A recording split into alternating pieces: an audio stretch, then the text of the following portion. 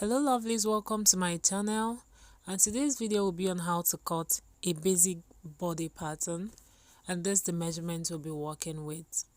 Guys, this tutorial is going to be beginners friendly for those that want to learn how to cut a basic body pattern, a straight cut actually, a gown. So I'm working with 2 yards of fabric. So what you're going to do is to fold your fabric into 2, as you can see me do. I folded into 2, but the folding didn't reach to the extreme. It wasn't completely folded into 2 because I've gotten what I've needed. For a bigger size, you might need to completely fold it into 2, and you're going to fold that again, making it 4, because I'm going to cut the front and the back piece together, leaving some extra inches for zipper allowance in front, as you can see me do. So having done that, you're going to take your largest body circumference, which is your hip measurement. Hip measurement divided by 4. So I'm working with hip of 40 divided by 4 will give me 10 plus extra inches allowance. So having done that, you're going to iron it down. As you can see me doing, iron everything down so it can be evenly, so your measurements can be accurate.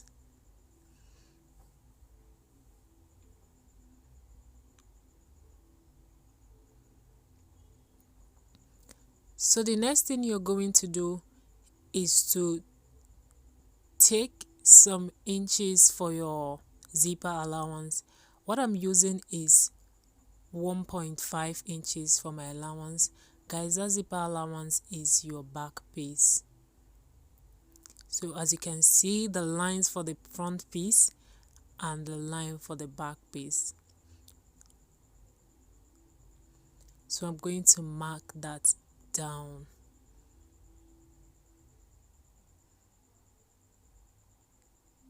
So having done that, the next thing you're going to do is to take your actual measurement. You're going to take your actual measurement. So I'm checking to make sure that I have all the necessary allowances I need for this cutting. So the hip is hip of 40, then I have extra 3 inches allowance, so I'm good to go. So the next thing you're going to do is to take your full gown measurement. My full gown measurement I'm working with is 42. So I'm going to impute that into my fabric.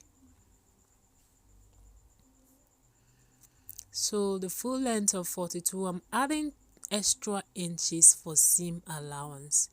So I added 3 inches seam allowance for the down part. So I'm going all the way up to complete it, to mark it where it started. That's my starting point. So guys, at this point I would advise you use your ruler. Don't be like me that will use a freehand, but if you're comfortable using your freehand and you feel you can get it right when cutting, you can as well do so. So that is me connecting it to my zipper allowance. So guys, you're going to, from that starting point, that's where you're going to impute your shoulder measurement. My shoulder is 18 divided by 2 will give me 9. That's the shoulder measurement, 18. You're going to divide your shoulder measurement into 2. You can use your calculator if you wish, but I'm using my tape. From there, as you can see me do, I tilted the tape into 2 to get half of it. So from there, guys, make sure when you're measuring your shoulder, you're not starting from the zipper allowance. Start from the front piece of the fabric to get your measurement. Then you add your extra half-inch allowance for sewing allowance.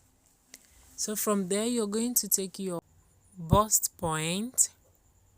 So my bust point is 11 plus half-inch seam allowance.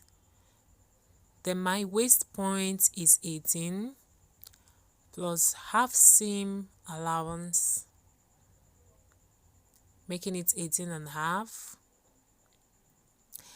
Then again, my waist point. Okay, my waist point, yes, I've got it. So the next thing you're going to do is to mark your hip measurement. Guys, from your waist to your hip measurement is usually 8 inches. For a larger size, you can make use of 8.5, 9 inches. So for me, I'm using 8 inches. So that is it. From my waist to my hip is 8 inches, and the rest is the length of my gown. So having done that, the next thing I'm going to do is to work on my armhole. I'm placing my armhole. I'm going to take exact measurements I took for my shoulder, and I'm going to slant that down. Just watch what I'm doing. I'm connecting it together, and I'm going to give it that shape, that armhole shape, which is 2 inches. You can measure, just check, 2.5 inches. That is it. So from there, I'm going to mark my bust circumference. We're done with the bust points, the waist points, and the hip points. So we're going to mark the circumference. The circumference is round your body. My bust circumference is 40, and I'm dividing it into 4, giving me 10 inches. So that is me using my tape measurement. So you can use your calculator if you feel it's confusing for you, or if you don't know how to use your tape. And also note that when taking your measurement, you're not taking it from your zip allowance, but from your front piece. Your zip measurement is just an extension where you're going to insert your zip, but not included in your actual measurement. So having done that, I'm going to take my waist measurement. My waist measurement is 32 divided by 4 is going to give me 8 inches. That is me using my tilting tape method. Tilt and tilt again until give you your actual measurement, and I'm going to place that right down there. So having done that, the next thing again is going to be to do the same thing to my hip measurement. My hip measurement is 40 as well, and I'm going to do that to my hip measurement. So mark 10 inches. So having marked that down, I'm going to add extra 2 inches to each and every lines that I've made there for my sewing allowance, guys.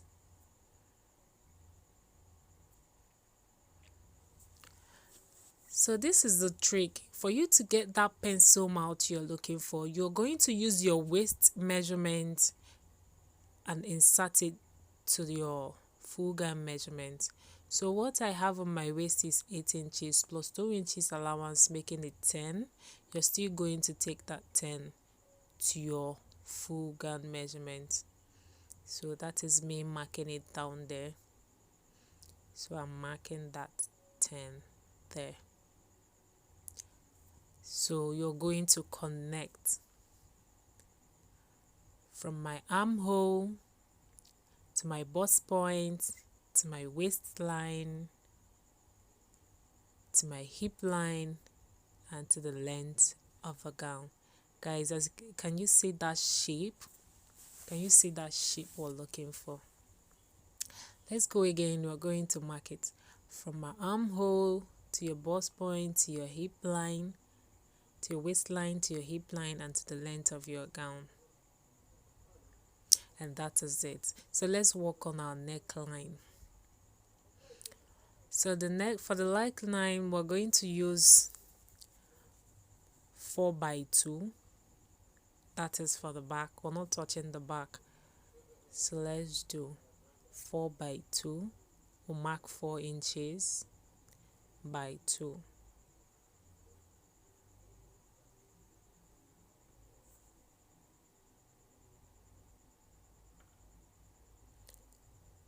Then you're going to slip that in. Guys, subscribe to my channel if you haven't done that already. You can like, comment, share this video to every one of you. So this is the front piece, and we're going to extend that to 7 or 8 inches depending on whatever choice you want to, whatever choice of neckline you want to do. So that is V-line. So that is me marking the back and noting the front as well. So we're going to cut.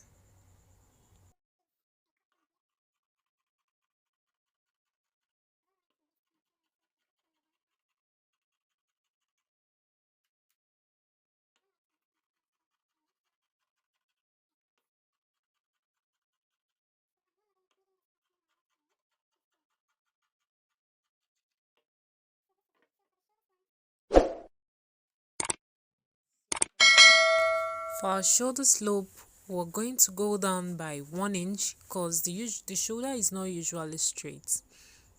So we're going to slant it by 1 inch from the armhole and connect it to the neckline, or from the neckline to the armhole, but make sure that the 1 inch slant is at the armhole side.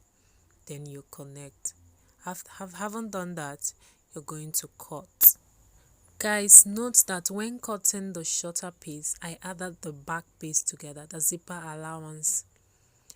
Just watch how I did the cutting. I cut together the front and the back piece together. But for the front piece, which is the V-neck, I'm going to cut it alone.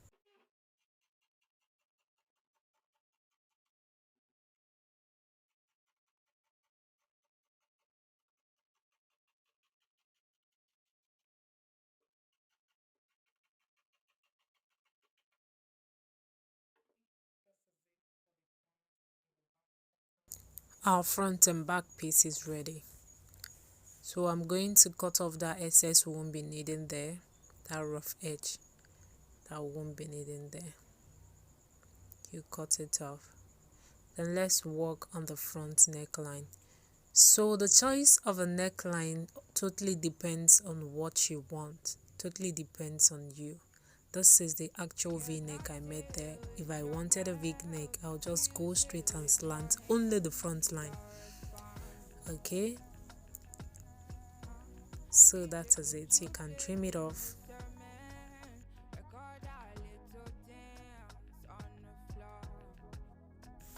Voila, we're good to go. That's the round leg line. Okay guys, you can still cut out V-neck together with the neckline. Just a small V-neck you usually see with the round neckline. So watch what I'm doing. You see guys, that's your neckline. Okay guys, my next video is going to be on how to sew this with the armhole together. Thank you for watching. Bye for now.